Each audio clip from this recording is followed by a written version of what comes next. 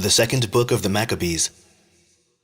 The brethren the Jews that be at Jerusalem, and in the land of Judea, wish unto the brethren, the Jews that are throughout Egypt, health and peace. God be gracious unto you, and remember his covenant that he made with Abraham, Isaac, and Jacob, his faithful servants, and give you all a heart to serve him, and to do his will, with a good courage and a willing mind, and open your hearts in his law and commandments, and send you peace, and hear your prayers, and be at one with you, and never forsake you in time of trouble. And now we be here praying for you. What time as Demetrius reigned, in the 169th year, we the Jews wrote unto you in the extremity of trouble that came upon us in those years, from the time that Jason and his company revolted from the Holy Land and kingdom, and burnt the porch, and shed innocent blood. Then we prayed to the Lord, and were heard. We offered also sacrifices and fine flour, and lighted the lamps, and set forth the loaves. And now see that ye keep the Feast of Tabernacles, in the month Caslu. In the 168th year, the people that were at Jerusalem and in Judea, and the council, and Judas, sent greeting and health unto Aristobulus, King Ptolemy's master, who was of the stock of the anointed priests, and to the Jews that were in Egypt. Insomuch as God hath delivered us from great perils, we thank him highly, as having been in battle against a king. For he cast them out that fought within the holy city. For when the leader was come into Persia, and the army with him that seemed invincible, they were slain in the temple of Nania by the deceit of Nania's priests.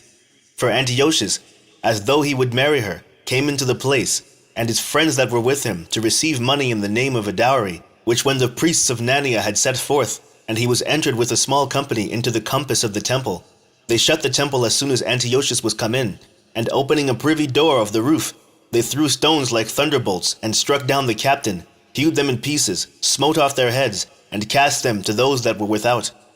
Blessed be our God in all things, who hath delivered up the ungodly. Therefore, whereas we are now purposed to keep the purification of the temple upon the 25th day of the month Caslu, we thought it necessary to certify you thereof, that ye also might keep it, as the Feast of Tabernacles, and of the fire which was given us when Nehemiah offered sacrifice, after that he had built the temple and the altar. For when our fathers were led into Persia, the priests that were then devout took the fire of the altar privily, and hid it in a hollow place of a pit without water, where they kept it sure, so that the place was unknown to all men. Now after many years, when it pleased God, Nehemiah, being sent from the king of Persia, did send of the posterity of those priests that had hid it to the fire. But when they told us they found no fire, but thick water, then commanded he to draw it up, and to bring it. And when the sacrifices were laid on, Nehemiah commanded the priests to sprinkle the wood and the things laid thereupon with the water. When this was done, and the time came that the sun shone, which afore was hid in the cloud, there was a great fire kindled, so that every man marveled.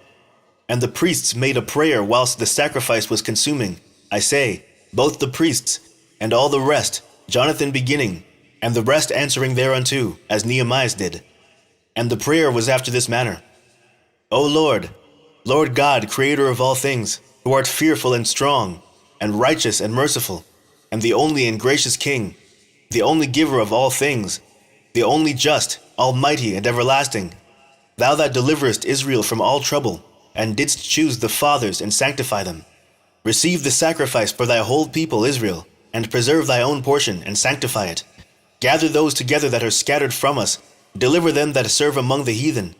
Look upon them that are despised and abhorred, and let the heathen know that thou art our God.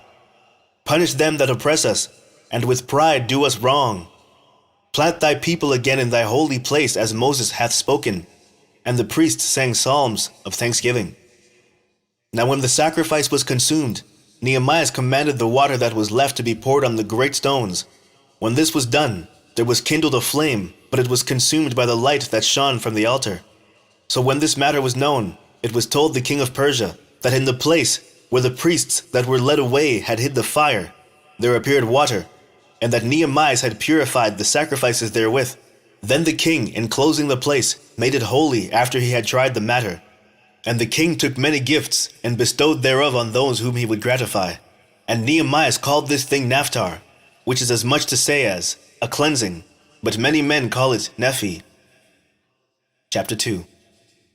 It is also found in the records that Jeremy the prophet commanded them that were carried away to take of the fire, as it has been signified, and how that the prophet, having given them the law, charge them not to forget the commandments of the Lord, and that they should not err in their minds when they see images of silver and gold with their ornaments.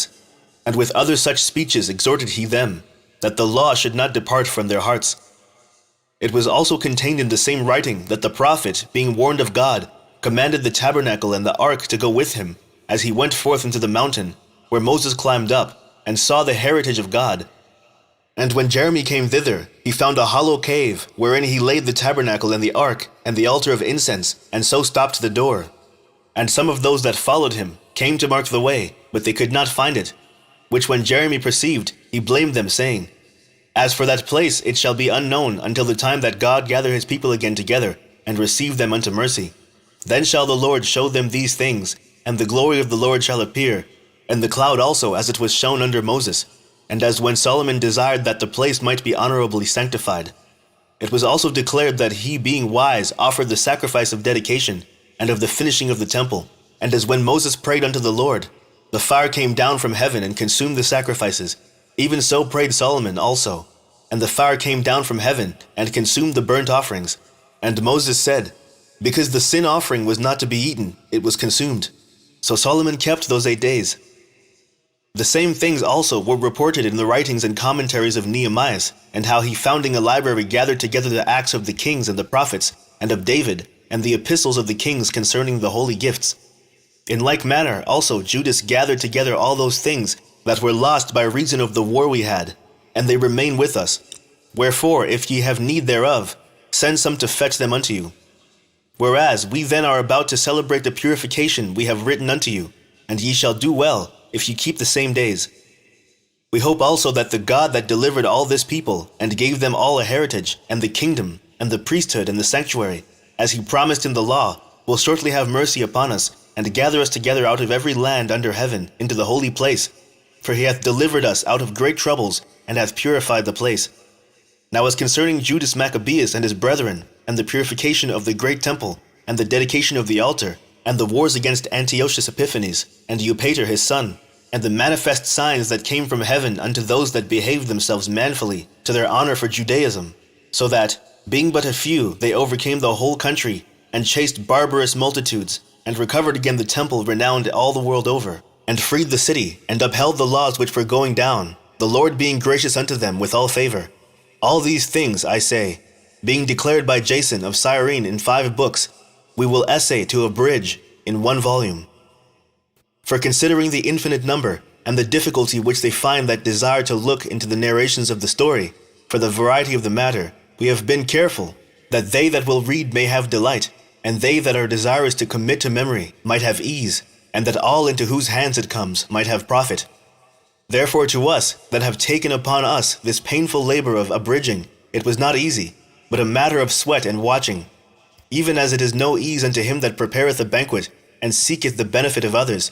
Yet for the pleasuring of many we will undertake gladly this great pains, leaving to the author the exact handling of every particular, and laboring to follow the rules of an abridgment.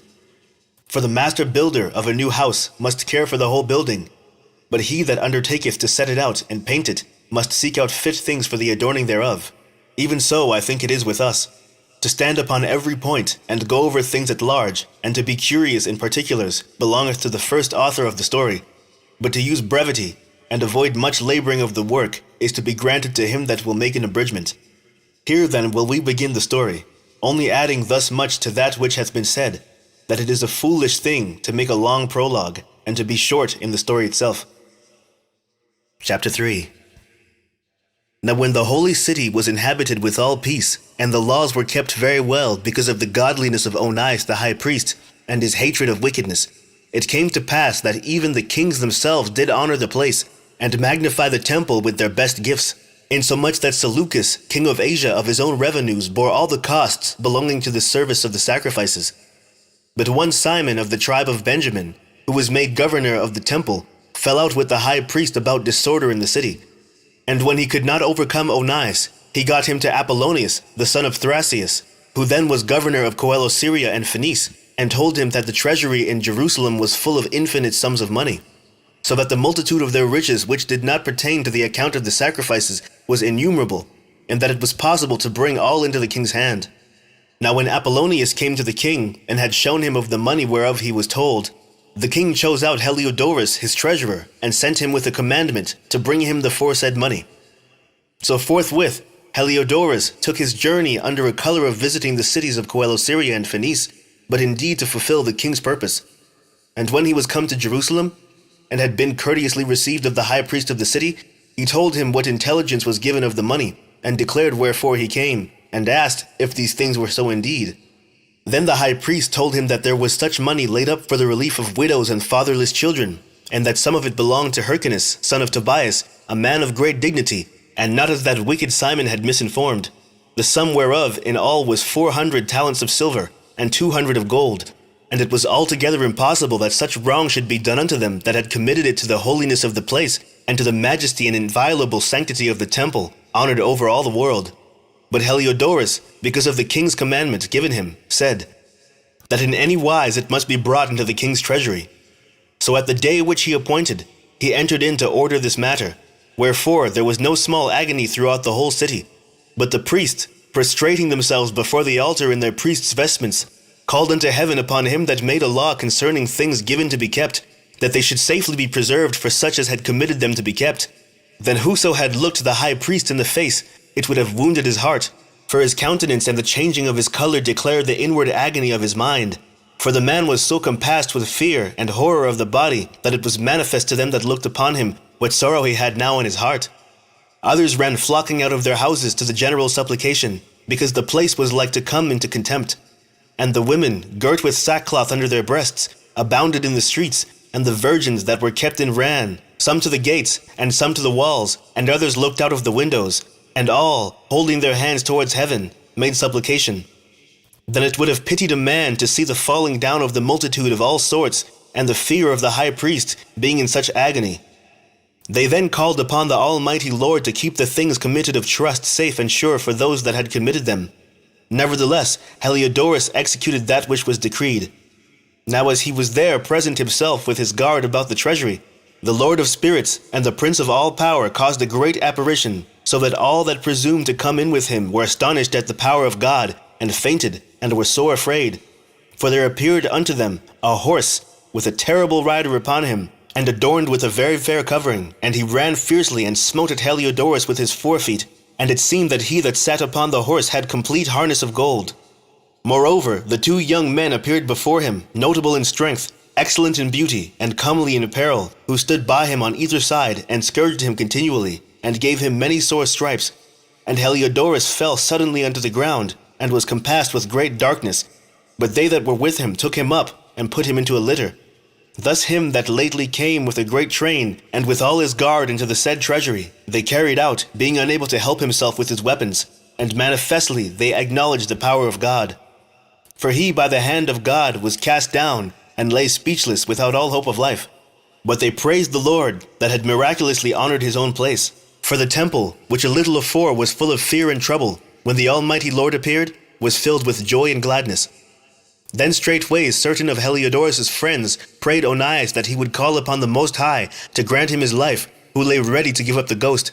So the high priest, suspecting lest the king should misconceive that some treachery had been done to Heliodorus by the Jews, offered a sacrifice for the health of the man. Now as the high priest was making an atonement, the same young men in the same clothing appeared and stood beside Heliodorus, saying, Give Onias the high priest great thanks, insomuch as for his sake the Lord hath granted thee life, and seeing that thou hast been scourged from heaven, declare unto all men the mighty power of God. And when they had spoken these words, they appeared no more. So Heliodorus, after he had offered sacrifice unto the Lord, and made great vows unto him that had saved his life, and saluted Onias, returned with his host to the king.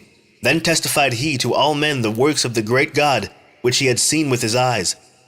And when the king asked Heliodorus, who might be a fit man to be sent yet once again to Jerusalem, he said, If thou hast any enemy or traitor, send him thither, and thou shalt receive him well scourged, if he escape with his life. For in that place, no doubt, there is an especial power of God. For he that dwelleth in heaven hath his eye on that place, and defendeth it, and he beateth and destroyeth them that come to hurt it. And the things concerning Heliodorus, and the keeping of the treasury, fell out on this sort. Chapter 4. This Simon, now of whom we spoke afore, having been a bearer of the money and of his country, slandered Onias, as if he had terrified Heliodorus, and been the worker of these evils. Thus he was bold to call him a traitor, that had deserved well of the city, and tendered his own nation, and was so zealous of the laws. But when their hatred went so far, that by one of Simon's faction murders were committed, Onias, seeing the danger of this contention, and that Apollonius, as being the governor of Coelosyria and Phoenice, did rage, and increase Simon's malice, he went to the king, not to be an accuser of his countrymen, but seeking the good of all, both public and private. For he saw that it was impossible that the state should continue quiet, and Simon leave his folly, unless the king did look thereunto. But after the death of Seleucus, when Antiochus called Epiphanes took the kingdom, Jason the brother of Onias labored underhand to be high priest, promising unto the king by intercession 360 talents of silver, and of another revenue 80 talents. Besides this, he promised to assign 150 more, if he might have license to set him up a place for exercise, and for the training up of youth in the fashions of the heathen, and to write them of Jerusalem by the name of Antiochians, which when the king had granted, and he had gotten into his hand the rule, he forthwith brought his own nation to the Greekish fashion.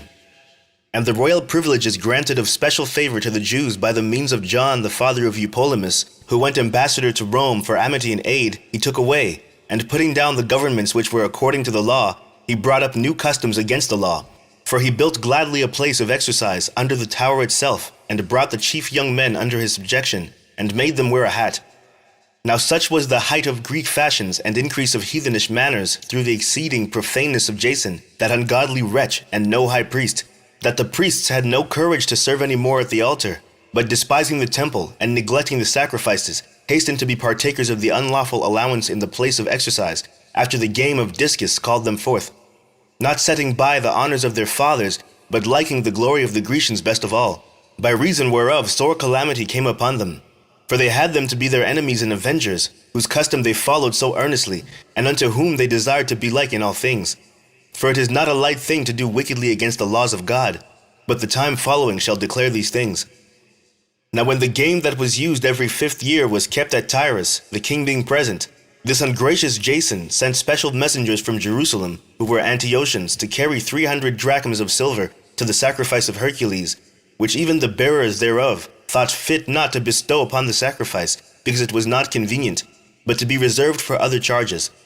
This money then, in regard of the sender, was appointed to Hercules' sacrifice, but because of the bearers thereof, it was employed to the making of galleys. Now when Apollonius the son of Menesthius was sent unto Egypt for the coronation of King Ptolemy Philometor, Antiochus, understanding him not to be well affected to his affairs, provided for his own safety. Whereupon he came to Joppa, and from thence to Jerusalem, where he was honorably received of Jason and of the city, and was brought in with torchlight, and with great shoutings, and so afterward went with his host unto Phoenice. 3 years afterward Jason sent Menelaus, the foresaid Simon's brother, to bear the money unto the king, and to put him in mind of certain necessary matters. But he, being brought to the presence of the king, when he had magnified him for the glorious appearance of his power, got the priesthood to himself, offering more than Jason by 300 talents of silver. So he came with the king's mandate, bringing nothing worthy the high priesthood, but having the fury of a cruel tyrant, and the rage of a savage beast. Then Jason, who had undermined his own brother being undermined by another, was compelled to flee into the country of the Ammonites.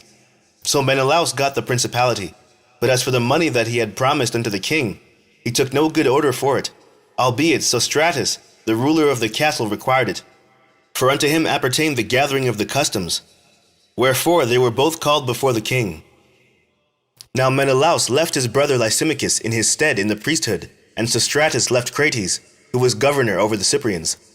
While those things were in doing, they of Tarsus and Malus made insurrection, because they were given to the king's concubine, called Antiochus. Then came the king in all haste to appease matters, leaving Andronicus a man in authority for his deputy. Now Menelaus, supposing that he had gotten a convenient time, stole certain vessels of gold out of the temple, and gave some of them to Andronicus, and some he sold into Tyrus and the cities round about. Which when Onias knew of a surety, he reproved him, and withdrew himself into a sanctuary at Daphne that lieth by Antiochia. Wherefore Menelaus, taking Andronicus apart, prayed him to get Onias into his hands, who being persuaded thereunto, and coming to Onias in deceit, gave him his right hand with oaths, And though he were suspected by him, yet persuaded he him to come forth of the sanctuary, whom forthwith he shut up without regard of justice. For the which cause not only the Jews, but many also of other nations took great indignation, and were much grieved for the unjust murder of the man. And when the king was come again from the places about Sicilia, the Jews that were in the city and certain of the Greeks that abhorred the fact also complained because Onias was slain without cause. Therefore Antiochus was heartily sorry, and moved to pity, and wept, because of the sober and modest behavior of him that was dead.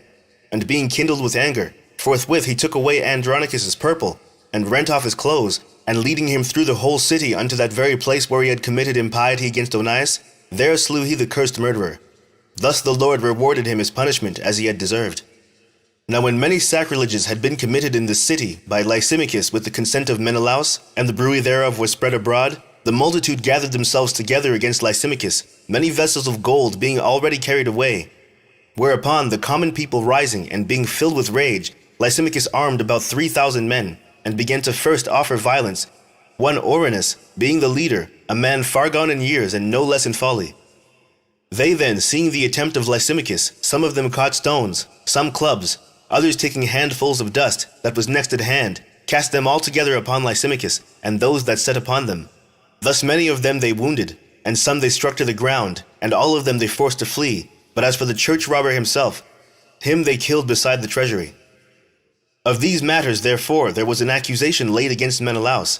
Now when the king came to Tyrus, 3 men that were sent from the Senate pleaded the cause before him.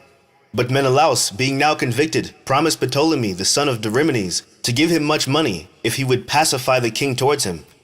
Whereupon Ptolemy, taking the king aside into a certain gallery, as it were to take the air, brought him to be of another mind, insomuch that he discharged Menelaus from the accusations, who notwithstanding was cause of all the mischief. And those poor men, who if they had told their cause, yea, before the Scythians, should have been judged innocent, them he condemned to death. Thus they that followed the matter for the city, and for the people, and for the holy vessels did soon suffer unjust punishment. Wherefore even they of Tyrus, moved with hatred of that wicked deed, caused them to be honorably buried. And so through the covetousness of them that were in power, Menelaus remained still in authority, increasing in malice, and being a great traitor to the citizens. Chapter 5. About the same time Antiochus prepared his second voyage into Egypt.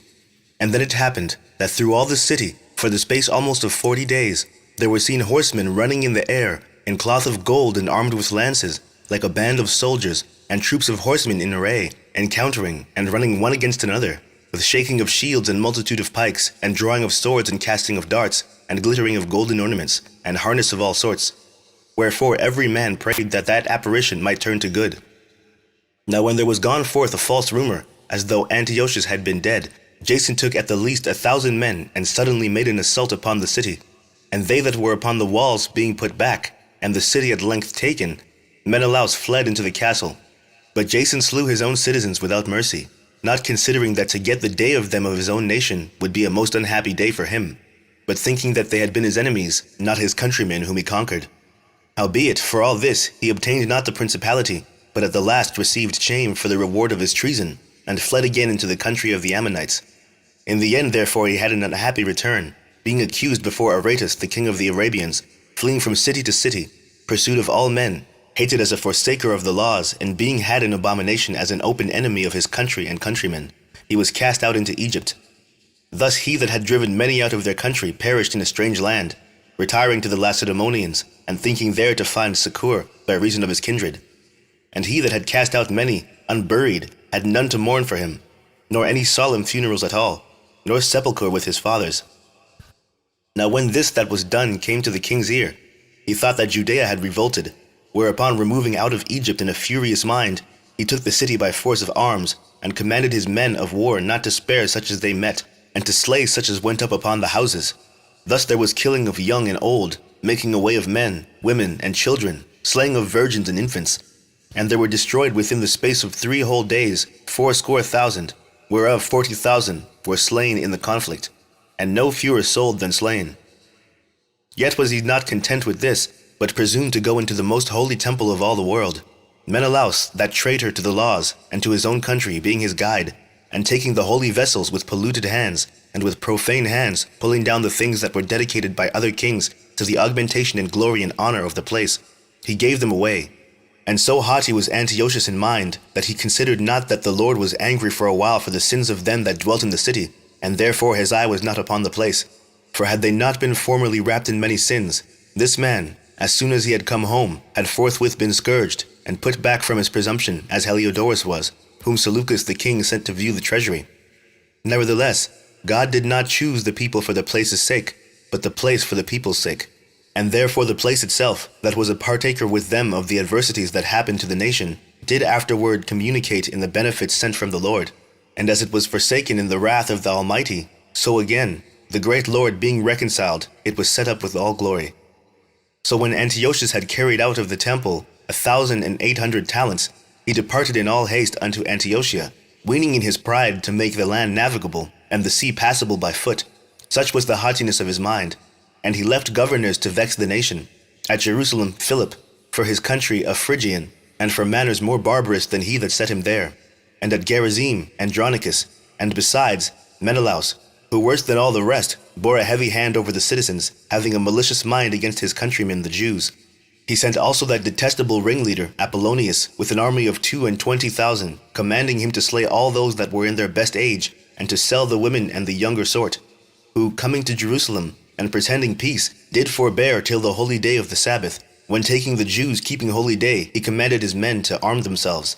And so he slew all them that were gone to the celebrating of the Sabbath, and running through the city with weapons, slew great multitudes. But Judas Maccabeus, with 9 others, or thereabout, withdrew himself into the wilderness, and lived in the mountains after the manner of beasts, with his company, who fed on herbs continually, lest they should be partakers of the pollution. Chapter 6. Not long after this, the king sent an old man of Athens to compel the Jews to depart from the laws of their fathers, and not to live after the laws of God, and to pollute also the temple in Jerusalem, and to call it the temple of Jupiter Olympius, and that in Gerizim, of Jupiter the defender of strangers, as they did desire that dwelt in the place. The coming in of this mischief was sore and grievous to the people, for the temple was filled with riot and reveling by the Gentiles, who dallied with harlots, and had to do with women within the circuit of the holy places, and besides that, brought in the things that were not lawful. The altar also was filled with profane things, which the law forbiddeth. Neither was it lawful for a man to keep Sabbath days, or ancient feasts, or profess himself at all to be a Jew. And in the day of the king's birth, every month they were brought by bitter constraint to eat of the sacrifices. And when the feast of Bacchus was kept, the Jews were compelled to go in procession to Bacchus, carrying ivy. Moreover, there went out a decree to the neighbor cities of the heathen, by the suggestion of Ptolemy against the Jews, that they should observe the same fashions, and be partakers of their sacrifices. And whoso would not conform themselves to the manners of the Gentiles should be put to death. Then might a man have seen the present misery, for there were 2 women brought, who had circumcised their children, whom when they had openly led round about the city, the babes hanging at their breasts, they cast them down headlong from the wall. And others that had run together into caves near by to keep the Sabbath day secretly, being discovered to Philip, were all burnt together, because they made a conscience to help themselves for the honor of the most sacred day. Now I beseech those that read this book, that they may not be discouraged for these calamities, but that they judge those punishments, not to be for a destruction, but for a chastening of our nation. For it is a token of his great goodness, when wicked doers are not suffered any long time, but forthwith punished. For not as with other nations, whom the Lord patiently forbeareth to punish, till they be come to the fullness of their sins, so dealeth he with us, lest that being come to the height of sin, afterwards he should take vengeance of us. And therefore he never withdraweth his mercy from us, and though he punish with adversity, yet doth he never forsake his people. But let this that we have spoken be for a warning unto us, and now we will come to the declaring of the matter in few words. Eleazar, one of the principal scribes, an aged man, and of a well-favored countenance, was constrained to open his mouth, and to eat swine's flesh. But he, choosing rather to die gloriously than to live stained with such an abomination, spit it forth, and came of his own accord to the torment. As it behooved them to come that are resolute to stand out against such things as are not lawful for love of life to be tasted. But they that had the charge of that wicked feast, for the old acquaintance they had with the man, taking him aside, besought him to bring the flesh of his own provision, such as was lawful for him to use, and make as if he did eat of the flesh taken from the sacrifice commanded by the king, that in so doing he might be delivered from death, and for the old friendship with them find favor. But he began to consider discreetly, and as became his age, and the excellence of his ancient years, and the honor of his grey head, whereunto he was come, and his most honest education from a child, or rather the holy law made and given by God. Therefore he answered accordingly, and willed them straightways to send him to the grave. For it becometh not our age, said he, in any wise to dissemble, whereby many young persons might think that Eleazar, being 80 years old and 10, were now gone to a strange religion. And so they, through my hypocrisy and desire to live a little time and a moment longer, should be deceived by me, and I get a stain to my old age, and make it abominable. For though for the present time I should be delivered from the punishment of men, yet should I not escape the hand of the Almighty, neither alive nor dead. Wherefore now manfully changing this life, I will show myself such a one as my age requireth, and leave a notable example to such as be young to die willingly and courageously for the honorable and holy laws. And when he had said these words, immediately he went to the torment. They that led him changing the good will they bore him a little before into hatred, because the foresaid speeches proceeded, as they thought, from a desperate mind. But when he was ready to die with stripes, he groaned and said, It is manifest unto the Lord that hath the holy knowledge, that whereas I might have been delivered from death, I now endure sore pains in my body by being beaten, but in soul am well content to suffer these things, because I fear him.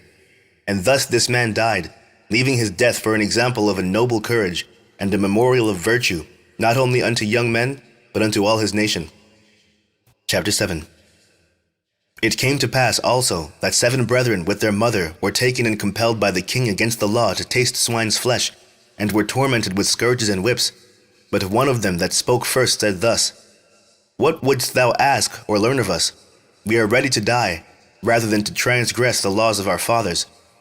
Then the king, being in a rage, commanded pans and cauldrons to be made hot, which forthwith being heated, he commanded to cut out the tongue of him that spoke first, and to cut off the utmost parts of his body, the rest of his brethren and his mother looking on. Now when he was thus maimed in all his members, he commanded him, being yet alive, to be brought to the fire and to be fried in the pan. And as the vapor of the pan was for a good space dispersed, they exhorted one another with the mother to die manfully, saying thus, The Lord God looketh upon us, and in truth hath comfort in us, as Moses in his song which witnessed to their faces declared, saying, And he shall be comforted in his servants. So when the first was dead after this manner, they brought the second to make him a mocking stock. And when they had pulled off the skin of his head with the hair, they asked him, Wilt thou eat, before thou be punished throughout every member of thy body? But he answered in his own language and said, No. Wherefore he also received the next torment in order, as the former did. And when he was at the last gasp, he said, Thou like a fury takest us out of this present life, but the King of the world shall raise us up, who have died for his laws, unto everlasting life. After him was the third made a mocking stock, and when he was required, he put out his tongue, and that right soon holding forth his hands manfully, and said courageously, These I had from heaven, and for his laws I despised them, and from him I hope to receive them again. Insomuch that the king, and they that were with him, marveled at the young man's courage, for that he nothing regarded the pains. Now when this man was dead also, they tormented and mangled the fourth in like manner. So when he was ready to die, he said thus, It is good, being put to death by men, to look for hope from God to be raised up again by him. As for thee, thou shalt have no resurrection to life. Afterward they brought the fifth also and mangled him. Then looked he unto the king and said, Thou hast power over men, thou art corruptible. Thou doest what thou wilt, yet think not that our nation is forsaken of God. But abide a while, and behold his great power, how he will torment thee and thy seed. After him also they brought the sixth, who being ready to die said, Be not deceived without cause, for we suffer these things for ourselves, having sinned against our God. Therefore marvelous things are done unto us. But think not thou, that takest in hand to strive against God, that thou shalt escape unpunished. But the mother was marvelous above all, and worthy of honorable memory. For when she saw her 7 sons slain within the space of one day, she bore it with good courage, because of the hope that she had in the Lord. Yea, she exhorted every one of them in her own language, filled with courageous spirits, and stirring up her womanish thoughts with a manly stomach, she said unto them, I cannot tell how you came into my womb, for I neither gave you breath nor life, neither was it I that formed the members of every one of you. But doubtless the Creator of the world, who formed the generation of man, and found out the beginning of all things, will also of his own mercy give you breath and life again, as you now regard not your own selves for his law's sake. Now Antiochus, thinking himself despised, and suspecting it to be a reproachful speech, whilst the youngest was yet alive, did not only exhort him by words, but also assured him with oaths that he would make him both a rich and a happy man if he would turn from the laws of his fathers, and that also he would take him for his friend, and trust him with affairs. But when the young man would in no case hearken unto him, the king called his mother, and exhorted her that she would counsel the young man to save his life. And when he had exhorted her with many words, she promised him that she would counsel her son. But she, bowing herself towards him, laughing the cruel tyrant to scorn, spoke in her country language on this manner: O my son, have pity upon me that bore thee 9 months in my womb, and gave thee suck 3 years, and nourished thee, and brought thee up unto this age, and endured the troubles of education.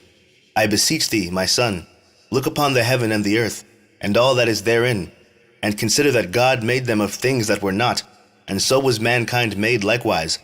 Fear not this tormentor, but, being worthy of thy brethren, take thy death, that I may receive thee again in mercy with thy brethren.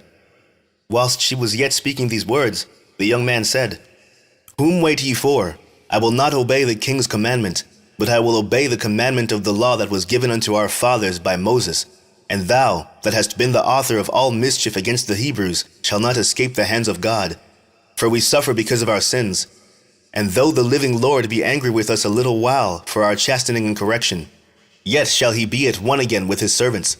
But thou, O godless man, and of all others most wicked, be not lifted up without a cause, nor puffed up with uncertain hopes, lifting up thy hand against the servants of God. For thou hast not yet escaped the judgment of Almighty God, who seeth all things. For our brethren, who now have suffered a short pain, are dead under God's covenant of everlasting life. But thou, through the judgment of God, shalt receive just punishment for thy pride. But I, as my brethren, offer up my body and life for the laws of our fathers, beseeching God that he would speedily be merciful unto our nation, and that thou by torments and plagues mayst confess that he alone is God, and that in me and my brethren the wrath of the Almighty, which is justly brought upon all our nation, may cease.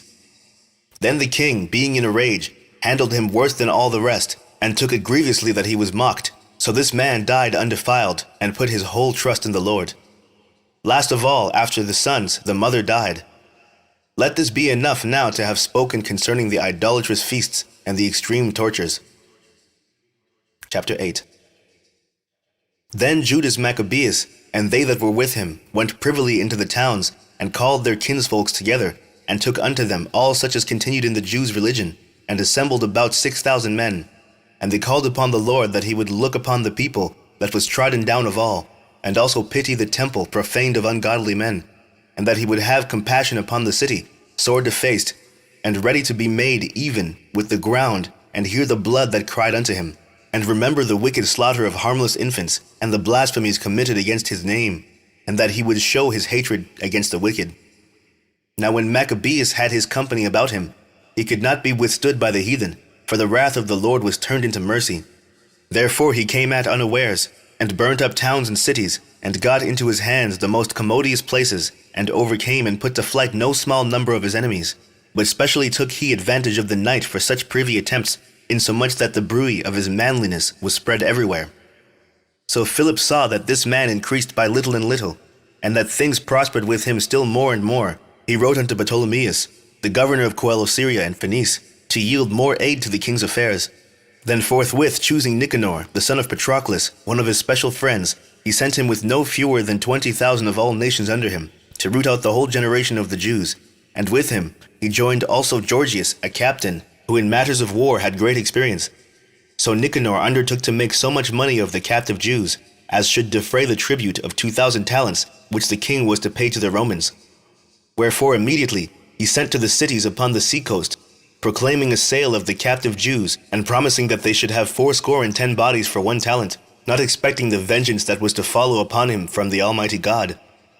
Now when word was brought unto Judas of Nicanor's coming, and he had imparted unto those that were with him that the army was at hand, they that were fearful and distrusted the justice of God fled, and conveyed themselves away. Others sold all that they had left, and withal besought the Lord to deliver them. being sold by the wicked Nicanor before they met together. And if not for their own sakes, yet for the covenants he had made with their fathers, and for his holy and glorious name's sake, by which they were called. So Maccabeus called his men together unto the number of 6,000, and exhorted them not to be stricken with terror of the enemy, nor to fear the great multitude of the heathen, who came wrongfully against them, but to fight manfully, and to set before their eyes the injury that they had unjustly done to the holy place, and the cruel handling of the city, whereof they made a mockery, and also the taking away of the government of their forefathers. For they, said he, trust in their weapons and boldness, but our confidence is in the Almighty God, who at beck can cast down both of them that come against us, and also all the world. Moreover, he recounted unto them what helps their forefathers had found, and how they were delivered when under Sennacherib 185,000 perished. And he told them of the battle that they had in Babylon with the Galatians, how they came but 8,000 in all to the business, with 4,000 Macedonians, and that the Macedonians being perplexed, the 8,000 destroyed 120,000 because of the help that they had from heaven, and so received a great booty. Thus when he had made them bold with these words, and ready to die for the laws in the country, he divided his army into 4 parts, and joined with himself his own brethren, leaders of each band, to wit, Simon and Joseph and Jonathan, giving each one 1,500 men. Also he appointed Eleazar to read the holy book, and when he had given them this watchword, the help of God, himself leading the first band, he joined battle with Nicanor. And by the help of the Almighty they slew above 9,000 of their enemies, and wounded and maimed the most part of Nicanor's host, and so put all to flight, and took their money that came to buy them, and pursued them far. But lacking time they returned, for it was the day before the Sabbath, and therefore they would no longer pursue them. So when they had gathered their armor together, and spoiled their enemies, they occupied themselves about the Sabbath, yielding exceeding praise and thanks to the Lord, who had preserved them unto that day, which was the beginning of mercy distilling upon them. And after the Sabbath, when they had given part of the spoils to the maimed, and the widows and orphans, the residue they divided among themselves and their servants. When this was done, and they had made a common supplication, they besought the merciful Lord to be reconciled with his servants forever. Moreover, of those that were with Timotheus and Bacchides, who fought against them, they slew above 20,000, and very easily got high in strong holds, and divided amongst themselves many spoils more, and made the maimed, orphans, widows, yea, and the aged also, equal in spoils with themselves. And when they had gathered their armor together, they laid them up all carefully in convenient places, and the remnant of the spoils they brought to Jerusalem. They slew also Philarches, that wicked person, who was with Timotheus, and had annoyed the Jews many ways. Furthermore, at such time as they kept the feast for the victory in their country, they burnt Callisthenes, that had set fire upon the holy gates, who was fled into a little house, and so he received a reward meet for his wickedness. As for that most ungracious Nicanor, who had brought 1,000 merchants to buy the Jews, he was through the help of the Lord brought down by them, of whom he made least account, and putting off his glorious apparel, and discharging his company, he came like a fugitive servant through the midland unto Antioch, having very great dishonor, for that his host was destroyed. Thus he, that took upon him to make good to the Romans their tribute by means of the captives in Jerusalem, told abroad that the Jews had God to fight for them, and therefore they could not be hurt, because they followed the laws that he gave them. Chapter 9. About that time came Antiochus with dishonor out of the country of Persia, for he had entered the city called Persepolis, and went about to rob the temple, and to hold the city, whereupon the multitude running to defend themselves with their weapons put them to flight. And so it happened that Antiochus being put to flight of the inhabitants returned with shame. Now when he came to Ecbatana, news was brought him what had happened unto Nicanor and Timotheus. Then swelling with anger, he thought to avenge upon the Jews the disgrace done unto him by those that made him fly. Therefore commanded he his chariotman to drive without ceasing, and to dispatch the journey, the judgment of God now following him. For he had spoken proudly in this sort, that he would come to Jerusalem, and make it a common burying place of the Jews. But the Lord Almighty, the God of Israel, smote him with an incurable and invisible plague. For as soon as he had spoken these words, a pain of the bowels that was remediless came upon him, and sore torments of the inner parts, and that most justly, for he had tormented other men's bowels with many and strange torments. Howbeit he nothing at all ceased from his bragging, but still was filled with pride, breathing out fire in his rage against the Jews, and commanding to haste the journey. But it came to pass that he fell down from his chariot, carried violently, so that having a sore fall, all the members of his body were much pained. And thus, he that a little afore thought he might command the waves of the sea, so proud was he beyond the condition of man, and weigh the high mountains in a balance, was now cast on the ground, and carried in a horse litter, showing forth unto all the manifest power of God. So that the worms rose up out of the body of this wicked man, and whilst he lived in sorrow and pain, his flesh fell away, and the filthiness of his smell was noisome to all his army. And the man that thought a little afore he could reach to the stars of heaven, no man could endure to carry for his intolerable stink. Here therefore, being plagued, he began to leave off his great pride, and to come to the knowledge of himself by the scourge of God, his pain increasing every moment.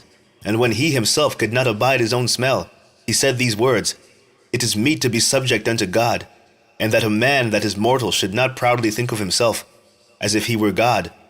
This wicked person vowed also unto the Lord, who now no more would have mercy upon him, saying thus, that the holy city, to the which he was going in haste, to lay it even with the ground, and to make it a common burying place, he would set at liberty. And as touching the Jews, whom he had judged not worthy so much as to be buried, but to be cast out with their children to be devoured of the fowls and wild beasts, he would make them all equals to the citizens of Athens. And the holy temple, which before he had spoiled, he would garnish with goodly gifts, and restore all the holy vessels with many more, and out of his own revenue defray the charges belonging to the sacrifices. Yea, and that also he would become a Jew himself, and go through all the world that was inhabited, and declare the power of God. But for all this his pains would not cease, for the just judgment of God was come upon him. Therefore, despairing of his health, he wrote unto the Jews the letter underwritten, containing the form of a supplication after this manner. Antiochus, king and governor, to the good Jews his citizens, wisheth much joy, health, and prosperity. If ye and your children fare well, and your affairs be to your contentment, I give very great thanks to God, having my hope in heaven. As for me, I was weak, or else I would have remembered kindly your honor and good will. Returning out of Persia, and being taken with a grievous disease, I thought it necessary to care for the common safety of all, not distrusting my health, but having great hope to escape this sickness. But considering that even my father, at what time he led an army into the high countries, appointed a successor, to the end that if anything fell out contrary to expectation, or if any tidings were brought that were grievous, they of the land, knowing to whom the state was left, might not be troubled. Again, considering how that the princes that are borderers and neighbors unto my kingdom wait for opportunities, and expect what shall be the event, I have appointed my son Antiochus king, whom I often committed and commended unto many of you, when I went up into the high provinces, to whom I have written as followeth.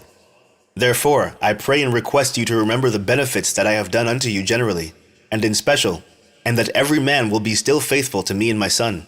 For I am persuaded that he, understanding my mind, will favorably and graciously yield to your desires. Thus the murderer and blasphemer having suffered most grievously, as he entreated other men, so died he a miserable death in a strange country in the mountains. And Philip, that was brought up with him, carried away his body, who also fearing the son of Antiochus, went into Egypt to Ptolemy Philometor. Chapter 10. Now Maccabees and his company, the Lord guiding them, recovered the temple and the city, but the altars which the heathen had built in the open street, and also the chapels they pulled down, and having cleansed the temple, they made another altar, and striking stones, they took fire out of them, and offered a sacrifice after 2 years, and set forth incense and lights and showbread. When that was done, they fell flat down, and besought the Lord that they might come no more into such troubles, but if they sinned any more against him, that he himself would chasten them with mercy, and that they might not be delivered unto the blasphemous and barbarous nations. Now upon the same day that the strangers profaned the temple, on the very same day it was cleansed again, even the 25th day of the same month, which is Caslu. And they kept 8 days with gladness, as in the Feast of the Tabernacles, remembering that not long afore they had held the Feast of the Tabernacles, when as they wandered in the mountains and dens like beasts. Therefore they bore branches, and fair boughs, and palms also, and sang psalms unto him that had given them good success in cleansing his place. They ordained also by a common statute and decree that every year those days should be kept of the whole nation of the Jews. And this was the end of Antiochus, called Epiphanes. Now will we declare the acts of Antiochus Eupator, who is the son of this wicked man, gathering briefly the calamities of the wars. So when he was come to the crown, he set one Lysias over the affairs of his realm, and appointed him chief governor of Coelo Syria and Phoenice. For Ptolemy, that was called Macron, choosing rather to do justice unto the Jews for the wrong that had been done unto them, endeavored to continue peace with them. Whereupon, being accused of the king's friends before Eupator, and called traitor at every word, because he had left Cyprus, that Philometor had committed unto him, and departed to Antiochus Epiphanes, and seeing that he was in no honorable place, he was so discouraged that he poisoned himself and died. But when Georgius was governor of the holds, he hired soldiers, and nourished war continually with the Jews, and therewithal the Idumeans, having gotten into their hands the most commodious holds, kept the Jews occupied, and receiving those that were banished from Jerusalem, they went about to nourish war. Then they that were with Maccabeus made supplication, and besought God that he would be their helper. And so they ran with violence upon the strongholds of the Idumeans, and assaulting them strongly, they won the holds, and kept off all that fought upon the wall, and slew all that fell into their hands, and killed no fewer than 20,000.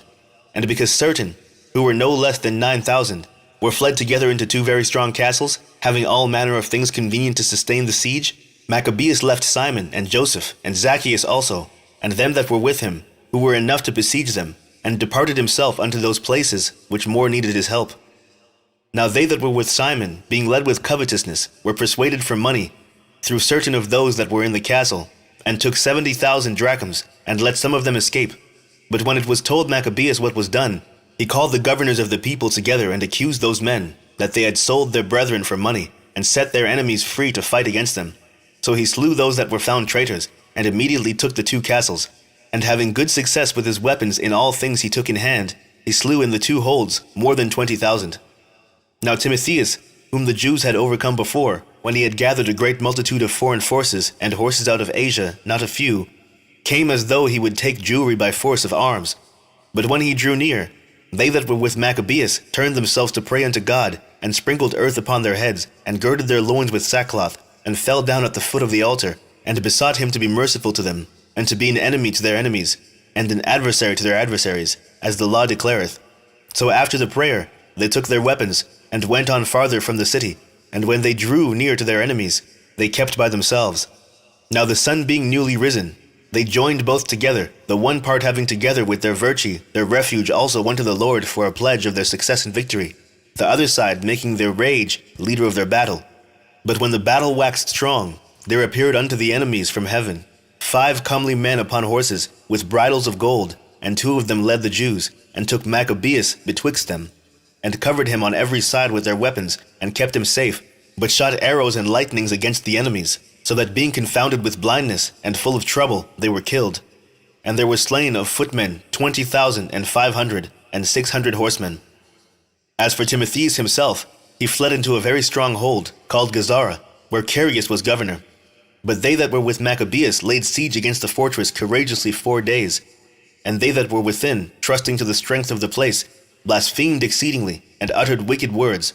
Nevertheless, upon the 5th day, early, 20 young men of Maccabeus' company, inflamed with anger because of the blasphemies, assaulted the wall manly, and with a fierce courage killed all that they met withal. Others likewise ascending after them, whilst they were busied with them that were within, burnt the towers, and kindling fires burnt the blasphemers alive, and others broke open the gates, and, having received in the rest of the army, took the city, and killed Timotheus that was hid in a certain pit, and Carius his brother, with Apollophanes. When this was done, they praised the Lord with psalms and thanksgiving, who had done so great things for Israel, and given them the victory. Chapter 11. Not long after this, Lysias, the king's protector and cousin, who also managed the affairs, took sore displeasure for the things that were done. And when he had gathered about 80,000 with all the horsemen, he came against the Jews, thinking to make the city a habitation of the Gentiles, and to make a gain of the temple, as of the other chapels of the heathen, and to set the high priesthood to sale every year, not at all considering the power of God, but puffed up with his 10,000 footmen, and his 1,000 horsemen, and his 80 elephants. So he came to Judea, and drew near to Bethsura, which was a strong town, but distant from Jerusalem about 5 furlongs, and he laid sore siege unto it. Now when they that were with Maccabeus heard that he besieged the holds, they and all the people with lamentation and tears besought the Lord that he would send a good angel to deliver Israel. Then Maccabeus himself first of all took weapons, exhorting the others that they would jeopard themselves together with him to help their brethren. So they went forth together with a willing mind. And as they were at Jerusalem, there appeared before them on horseback one in white clothing, shaking his armor of gold. Then they praised the merciful God all together, and took heart, insomuch that they were ready not only to fight with men, but with most cruel beasts, and to pierce through walls of iron. Thus they marched forward in their armor, having a helper from heaven, for the Lord was merciful unto them. And giving a charge upon their enemies like lions, they slew 11,000 footmen, and 1,600 horsemen, and put all the others to flight. Many of them also being wounded escaped naked, and Lysias himself fled away shamefully, and so escaped. Who, as he was a man of understanding, casting with himself what loss he had had, and considering that the Hebrews could not be overcome, because the Almighty God helped them, he sent unto them, and persuaded them to agree to all reasonable conditions, and promised that he would persuade the king that he must needs be a friend unto them. Then Maccabeus consented to all that Lysias desired, being careful of the common good. And whatsoever Maccabeus wrote unto Lysias concerning the Jews, the king granted it. For there were letters written unto the Jews from Lysias to this effect: Lysias unto the people of the Jews sendeth greeting. John and Absalom, who were sent from you, delivered me the petition subscribed, and made request for the performance of the contents thereof. Therefore what things soever were meet to be reported to the king, I have declared them, and he hath granted as much as might be. If then you will keep yourselves loyal to the state, hereafter also will I endeavor to be a means of your good. But of the particulars I have given order both to these, and the others that came from me, to commune with you. Fare ye well, the 148th year, the 24th day of the month Dioscorinthius. Now the king's letter contained these words: King Antiochus unto his brother Lysias sendeth greeting. Since our father is translated unto the gods, our will is that they that are in our realm live quietly, that everyone may attend upon his own affairs. We understand also that the Jews would not consent to our father for to be brought unto the custom of the Gentiles, but had rather keep their own manner of living. For the which cause they require of us that we should suffer them to live after their own laws. Wherefore our mind is that this nation shall be in rest, and we have determined to restore them their temple, that they may live according to the customs of their forefathers. Thou shalt do well therefore to send unto them, and grant them peace, that when they are certified of our mind, they may be of good comfort, and ever go cheerfully about their own affairs. And the letter of the king unto the nation of the Jews was after this manner: King Antiochus sendeth greeting unto the council, and the rest of the Jews. If ye fare well, we have our desire. We are also in good health. Menelaus declared unto us that your desire was to return home, and to follow your own business. Wherefore they that will depart shall have safe conduct till the 30th day of Xanthicus with security. And the Jews shall use their own kind of meats and laws, as before, and none of them any manner of ways shall be molested for things ignorantly done. I have sent also Menelaus, that he may comfort you. Fare ye well, in the 148th year, and the 15th day of the month Xanthicus. The Romans also sent unto them a letter containing these words: Quintus Memmius and Titus Manlius, ambassadors of the Romans, send greeting unto the people of the Jews. Whatsoever Lysias the king's cousin hath granted, therewith we also are well pleased. But touching such things as he judged to be referred to the king, after you have advised thereof, send one forthwith, that we may declare it as convenient for you. For we are now going to Antioch. Therefore send some with speed, that we may know what is your mind. Farewell, this 148th year, the 15th day of the month Xanthicus. Chapter 12. When these covenants were made, Lysias went unto the king, and the Jews were about their husbandry. But of the governors of several places, Timotheus and Apollonius, the son of Genneus, also Hieronymus and Demophon, and besides them Nicanor, the governor of Cyprus, would not suffer them to be quiet and live in peace. The men of Joppa also did such an ungodly deed. They prayed the Jews that dwelt among them to go with their wives and children into the boats which they had prepared, as though they had meant them no hurt, who accepted of it according to the common decree of the city, as being desirous to live in peace, and suspecting nothing. But when they were gone forth into the deep, they drowned no less than 200 of them. When Judas heard of this cruelty done unto his countrymen, he commanded those that were with him to make them ready, and calling upon God the righteous judge, he came against those murderers of his brethren, and burnt the haven by night, and set the boats on fire, and those that fled thither he slew. And when the town was shut up, he went backward as if he would return to root out all them of the city of Joppa. But when he heard that the Jamnites were minded to do in like manner unto the Jews that dwelt among them, he came upon the Jamnites also by night, and set fire on the haven and the navy, so that the light of the fire was seen at Jerusalem, 240 furlongs off. Now when they were gone from thence 9 furlongs in their journey toward Timotheus, no fewer than 5,000 men on foot, and 500 horsemen of the Arabians set upon him. Whereupon there was a very sore battle, but Judas's side by the help of God got the victory, so that the nomads of Arabia, being overcome, besought Judas for peace, promising both to give him cattle, and to pleasure him otherwise. Then Judas, thinking indeed that they would be profitable in many things, granted them peace, whereupon they shook hands, and so they departed to their tents. He went also about to make a bridge to a certain strong city, which was fenced about with walls, and inhabited by people of divers countries, and the name of it was Caspis. But they that were within it put such trust in the strength of the walls and provision of victuals, that they behaved themselves rudely towards them that were with Judas, railing and blaspheming, and uttering such words as were not to be spoken. Wherefore Judas with his company, calling upon the great Lord of the world, who without any rams or engines of war did cast down Jericho in the time of Joshua, gave a fierce assault against the walls, and took the city by the will of God, and made unspeakable slaughters, insomuch that a lake 2 furlongs broad, near adjoining thereunto, being filled full, was seen running with blood.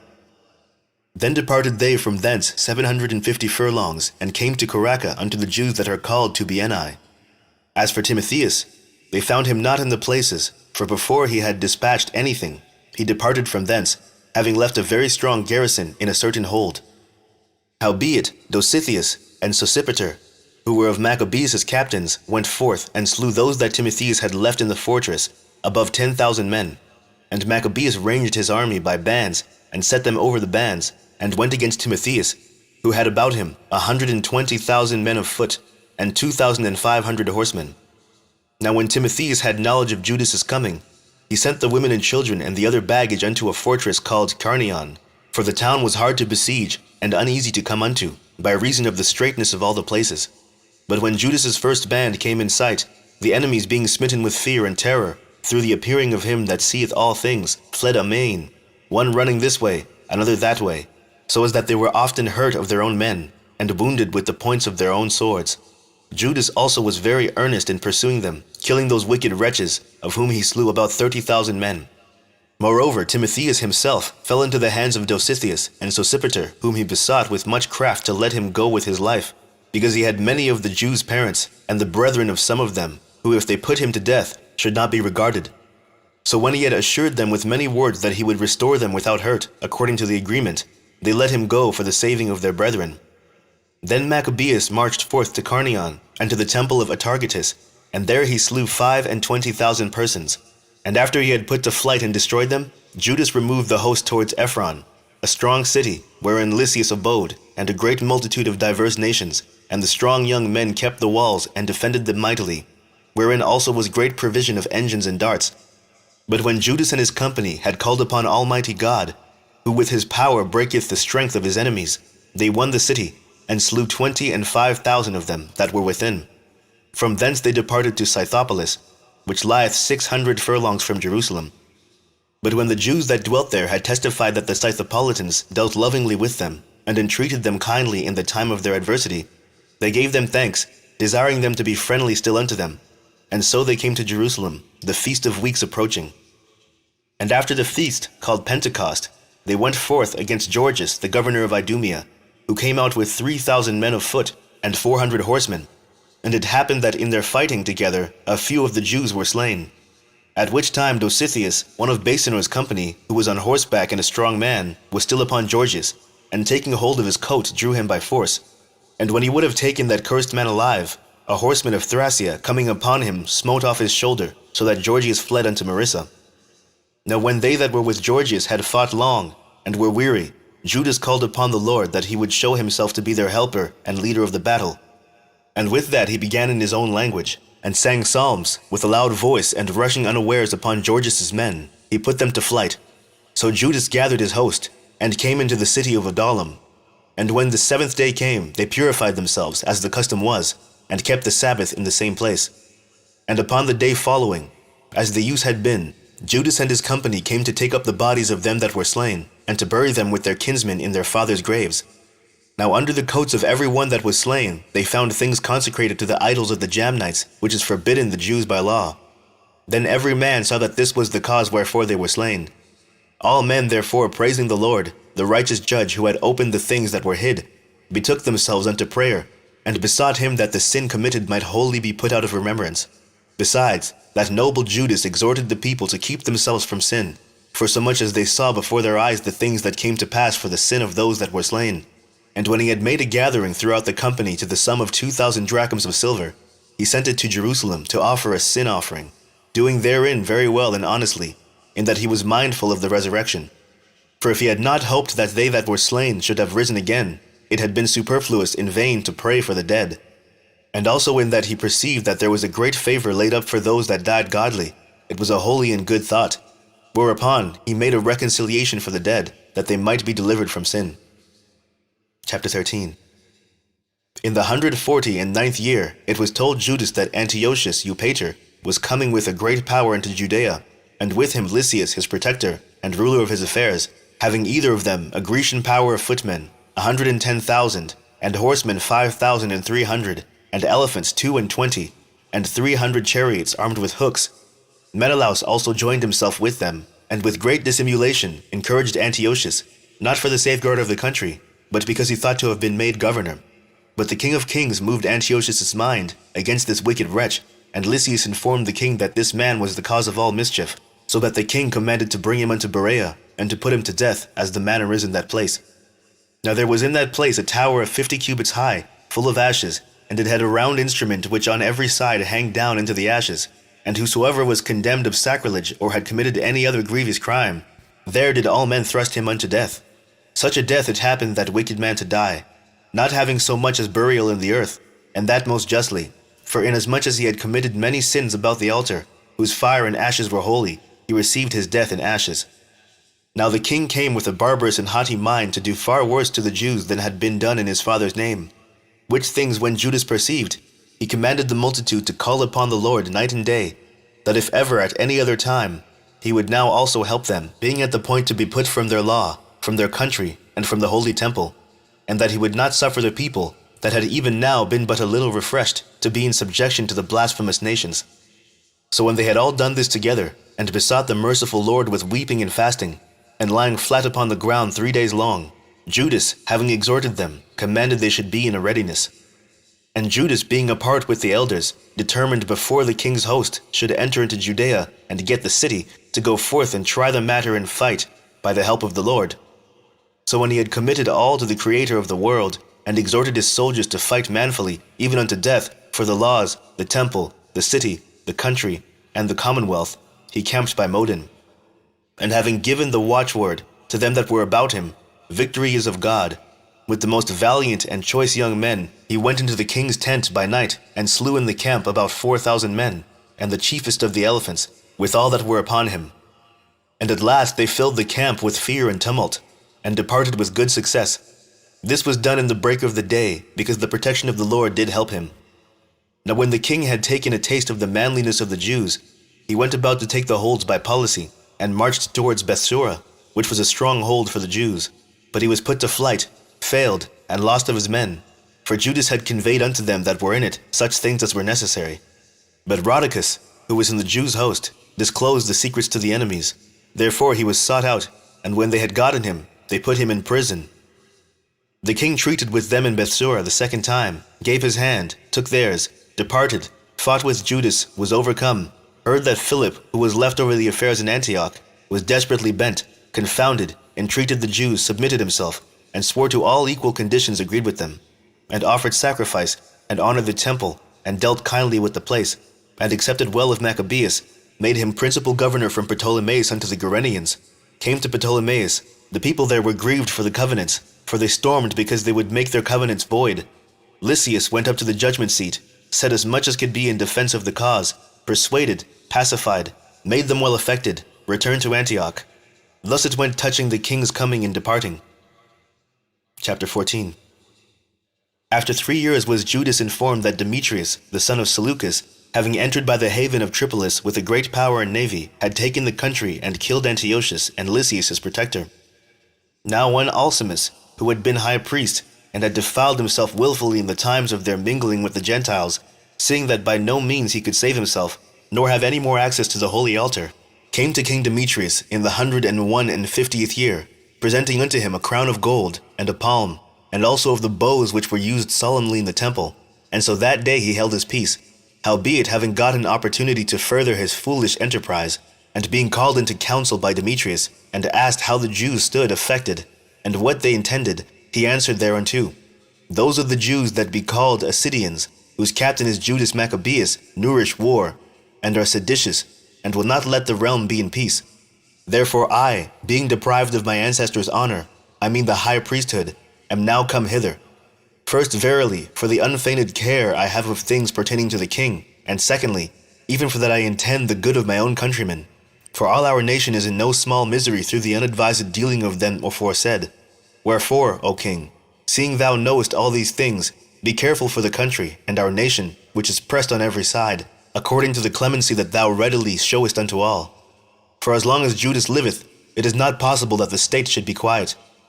This was no sooner spoken of him, but others of the king's friends, being maliciously set against Judas, did more incense Demetrius, and forthwith calling Nicanor, who had been master of the elephants, and making him governor over Judea, he sent him forth, commanding him to slay Judas, and to scatter them that were with him, and to make Alcimus high priest of the great temple. Then the heathen that had fled out of Judea from Judas came to Nicanor by flocks, thinking the harm and calamities of the Jews to be their welfare. Now when the Jews heard of Nicanor's coming, and that the heathen were up against them, they cast earth upon their heads, and made supplication to him that had established his people forever, and who always helpeth his portion with manifestation of his presence. So at the commandment of the captain they removed straightways from thence, and came near unto them that were at the town of DADA. Now Simon, Judas's brother, had joined battle with Nicanor, but was somewhat discomfited through the sudden silence of his enemies. Nevertheless, Nicanor, hearing of the manliness of them that were with Judas, and the courageousness that they had to fight for their country, durst not try the matter by the sword. Wherefore he sent Posidonius, and Theodotus, and Mattathias to make peace. So when they had taken long advisement thereupon, and the captain had made the multitude acquainted therewith, and it appeared that they were all of one mind, they consented to the covenant, and appointed a day to meet in together by themselves. And when the day came, and stools were set for either of them, Judas placed armed men ready in convenient places, lest some treachery should be suddenly practiced by the enemies. So they made a peaceable conference. Now Nicanor abode in Jerusalem, and did no hurt, but sent away the people that came flocking unto him. And he would not willingly have Judas out of his sight, for he loved the man from his heart.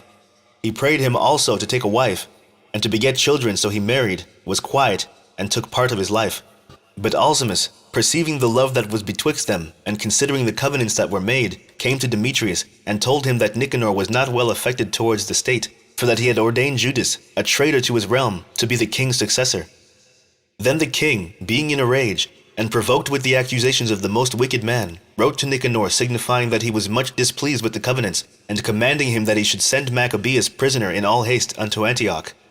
When this came to Nicanor's hearing, he was much confounded in himself, and took it grievously that he should make void the articles which were agreed upon, the man being in no fault, but because there was no dealing against the king, he watched his time to accomplish this thing by policy.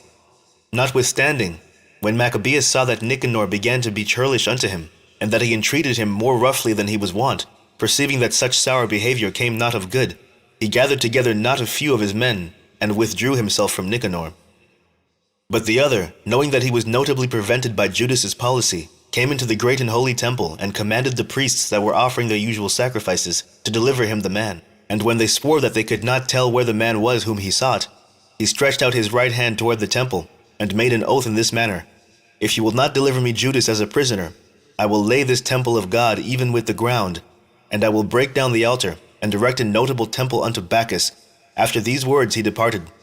Then the priests lifted up their hands towards heaven, and besought him that was ever a defender of their nation, saying in this manner: Thou, O Lord of all things, who hast need of nothing, wast pleased that the temple of thy habitation should be among us.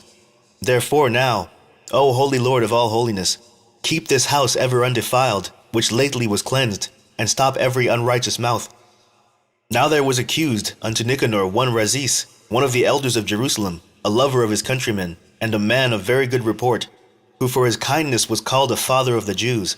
For in the former times, when they mingled not themselves with the Gentiles, he had been accused of Judaism, and did boldly jeopard his body and life with all vehemence for the religion of the Jews. So Nicanor, willing to declare the hate that he bore unto the Jews, sent above 500 men of war to take him, for he thought by taking him to do the Jews much hurt. Now when the multitude would have taken the tower, and violently broken into the outer door, and bade that fire should be brought to burn it, he being ready to be taken on every side fell upon his sword, choosing rather to die manfully than to come into the hands of the wicked, to be abused otherwise than beseemed his noble birth. But missing his stroke through haste, the multitude also rushing within the doors, he ran boldly up to the wall and cast himself down manfully among the thickest of them. But they quickly giving back, and a space being made, he fell down into the midst of the void place. Nevertheless, while there was yet breath within him, being inflamed with anger, he rose up, and though his blood gushed out like spouts of water, and his wounds were grievous, yet he ran through the midst of the throng, and standing upon a steep rock, when as his blood was now quite gone, he plucked out his bowels, and taking them in both his hands, he cast them upon the throng, and calling upon the Lord of life and spirit to restore him those again, thus he died. Chapter 15. But Nicanor, hearing that Judas and his company were in the strong places about Samaria, resolved without any danger to set upon them on the Sabbath day. Nevertheless, the Jews that were compelled to go with him said, O destroy not so cruelly and barbarously, but give honor to that day, which he that seeth all things hath honored with holiness above other days. Then this most ungracious wretch demanded, if there were a mighty one in heaven that had commanded the Sabbath day to be kept. And when they said, There is in heaven a living Lord and mighty, who commanded the seventh day to be kept. Then said the other, And I also am mighty upon earth, and I command to take arms, and to do the king's business. Yet he obtained not to have his wicked will done. So Nicanor, in exceeding pride and haughtiness, determined to set up a public monument of his victory over Judas and them that were with him. But Maccabeus had ever sure confidence that the Lord would help him.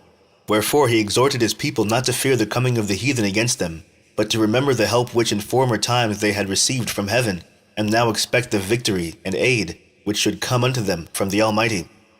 And so comforting them out of the law and the prophets, and withal putting them in mind of the battles that they had won afore, he made them more cheerful. And when he had stirred up their minds, he gave them their charge, showing them therewithal the falsehood of the heathen, and the breach of oaths. Thus he armed every one of them not so much with defensive shields and spears, as with comfortable and good words. And besides that, he told them a dream worthy to be believed, as if it had been so indeed, which did not little rejoice them. And this was his vision, that Onias, who had been high priest, a virtuous and a good man, reverend in conversation, gentle in condition, well spoken also, and exercised from a child in all points of virtue, holding up his hands, prayed for the whole body of the Jews. This done in like manner, there appeared a man with grey hairs, and exceeding glorious, who was of a wonderful and excellent majesty. Then Onias answered, saying, This is a lover of the brethren, who prayeth much for the people, and for the holy city, to wit, Jeremias the prophet of God. Whereupon Jeremias, holding forth his right hand, gave to Judas a sword of gold, and in giving it spoke thus, Take this holy sword, a gift from God, with the which thou shalt wound the adversaries. Thus being well comforted by the words of Judas, which were very good, and able to stir them up to valor, and to encourage the hearts of the young men, they determined not to pitch camp, but courageously to set upon them, and manfully to try the matter by conflict, because the city and the sanctuary and the temple were in danger. For the care that they took for their wives and their children, their brethren and kinfolks, was in least account with them. But the greatest and principal fear was for the holy temple. Also they that were in the city took not the least care, being troubled for the conflict abroad. And now, when as all looked what should be the trial, and the enemies were already come near, and the army was set in array, and the beasts conveniently placed, and the horsemen set in wings, Maccabeus, seeing the coming of the multitude, and the diverse preparations of armor, and the fierceness of the beasts, stretched out his hands towards heaven, and called upon the Lord that worketh wonders, knowing that victory cometh not by arms, but even as it seemeth good to him, he giveth it to such as are worthy. Therefore in his prayer he said after this manner, O Lord, thou didst send thy angel in the time of Ezekias king of Judea, and didst slay in the host of Sennacherib 185,000.